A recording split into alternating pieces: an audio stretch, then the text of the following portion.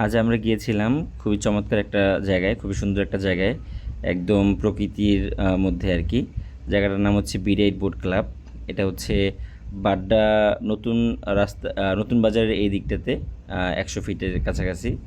এই জায়গাটা খুবই চমৎকার, একদম গ্রামের মতো। এইরকম জায়গা আসলে ঢাকার মধ্যে খুব একটা দেখা যায় না। আমরা টিস ফর বাংলাদেশ 2024-25 কোহort, ঢাকা কোহort যারা, তারা আসলে আজকে এখানে গিয়েছিলাম। আমাদের একটা প্রোগ্রাম ছিল টিম সোশ্যাল 2025। আমাদের হচ্ছে প্রতি বছরই এটা 2 কোহর্টের একসাথে আসলে একটা প্রোগ্রাম হয়। তো এটা যে কোনো একটা সুন্দর জায়গাতে হয় যেন সবাই একসাথে সময় কাটাতে পারে। তো এটা হচ্ছে বিরাইট বোট ক্লাবের ভিতরে ইন্টেরিয়র, মানে খুব সিম্পলের মধ্যে। জায়গাটা ভালোই আসলে। এই জায়গাটা বসার জায়গা আছে, খাওয়া দাওয়া করার জায়গা আছে এখানটাতে। ওরা এখানেই রান্নাবান্না করে, সব কিছু এখানেই করে। একদম চেষ্টা করেছে খুব ন্যাচারাল রাখার জন্য জিনিসটা। এবং এই যে এখান থেকে ঢুকলেই সামনে মাঠ, মাঠের মধ্যে আপনার যে কোনো অ্যাক্টিভিটি করতে পারবেন, খেলাধুলা করতে পারবেন। বিভিন্ন এখানে বসার জন্য চেয়ার আছে, ওরা কাঠের টুল দিয়ে রেখেছে সেখানে। আপনার চাইলে সেখানে বিভিন্ন ধরনের অ্যাক্টিভিটি করতে পারবেন আর কি। জায়গাটার পাশে একটা চমৎকার এবং খুব সুন্দর একটা নদী আছে। এখানে ওই সাইড সাইড দিয়েও হচ্ছে বসার আসলে খুব সুন্দর জায়গা আছে এই জায়গাটাতে। আমাদের আসলে অনেকগুলো পার্ট ছিল এখানে।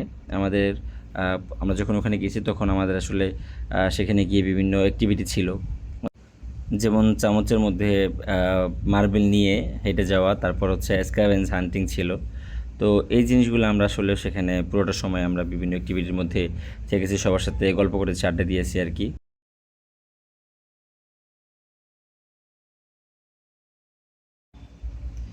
এই যে এটা হচ্ছে বাইরের আউটসাইড।